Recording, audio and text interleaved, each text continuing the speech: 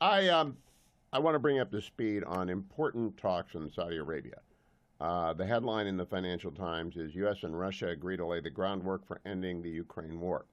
Now, we don't know what goes on inside the closed rooms. All we have are the quotes that emerge from those who are involved. And our team, General Kellogg has some sort of role, but he wasn't in the room today. In the room today were, as far as I can tell from the picture, Secretary Rubio, National Security Advisor Waltz, Mr. Witkoff, Special Envoy, Sergei Lavrov, who appears to be 120 and apparently is pickled. I mean, I remember very well then Ambassador Haley saying on this show he's a drunk. So maybe he's pickled. And then somebody else I've never seen before, and a couple of sheikhs. So it's a pretty interesting room. At the conclusion of it, Waltz and Rubio have a press conference. Here is Secretary Rubio, cut number 11.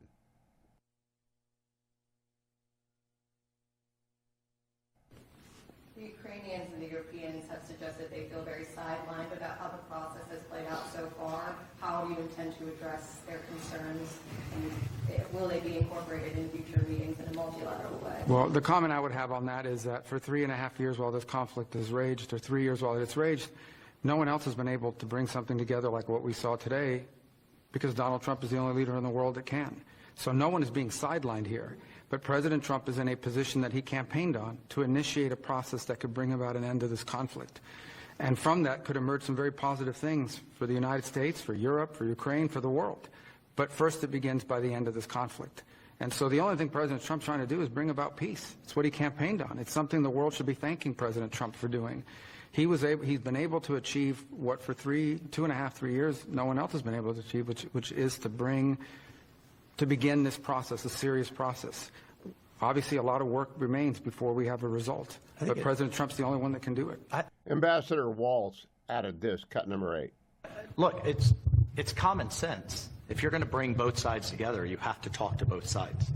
And we'll continue to remind everyone, literally within minutes of President Trump hanging up with President Putin, he called and spoke with President Zelensky. So shuttle diplomacy has happened throughout history. It's happened all over the world. We are absolutely talking to both sides. The Secretary of State just met with President Zelensky days ago, along with the Vice President, 7 cabinet members in Europe at the same time, really showing the importance of engaging our allies. President Trump spoke with President Macron just yesterday. Prime Minister Starmer is coming to Washington next week. So I think the facts will continue to push back on this notion that our allies haven't been consulted. They are being consulted literally almost on a daily basis, and will continue to do so. Number 10 is where National Security Advisor Waltz makes sure that everyone understands what they're talking about. Cut number 10. What does an enduring and successful end look like? Did you present any proposals to the Russians today? Well, there's some underlying principles. This needs to be a permanent end to the war, and not a temporary end as we've seen in the past. We know just the practical reality is that there is going to be some discussion of territory, and there's going to be discussion of security guarantees. Those are just fundamental basics that will undergird and underlie any type of discussion. But I think the most important part is the President has stated his desire, his determination to end this war, to end the killing that is going on, the death and destruction that is happening as this war goes on and on, month after month after month, in the killing fields of eastern and southern Ukraine is unacceptable. It is not in the interest of either country. It's not in the interest of the world, and certainly not in the interest of the United States and Europe.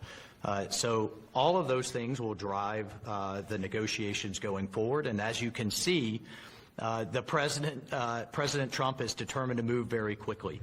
We just had a head of state phone call, the first in years, and here we are less than a week later at the highest level of the U.S. and Russian government, and we expect to continue to drive that pace to not only end the war, but then to unlock what could be very productive and stabilizing relationships going forward. Cut number 12, Secretary Rubio. Well, I would start by saying we've agreed on 4 principles that I think are important. The first is that we're going to appoint our teams respectively to work very quickly to reestablish the functionality of our respective missions in Washington and in Moscow.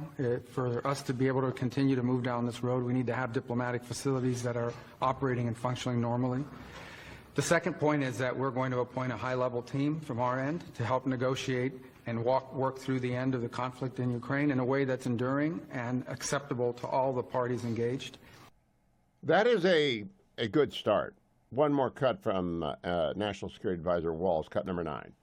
What the president did not find acceptable was an endless war in Europe that was literally has turned into a meat grinder of people on both sides. So if you just think about, just in a few months, President Trump has shifted the entire global conversation from not if the war is going to end, but just how it's going to end. And only President Trump can do that. And in the Oval Office less than a week ago, both President Putin and President Zelensky both said to him, only you, President Trump, could drive this war to a conclusion. For full shows, live and on demand, it's Salem News Channel.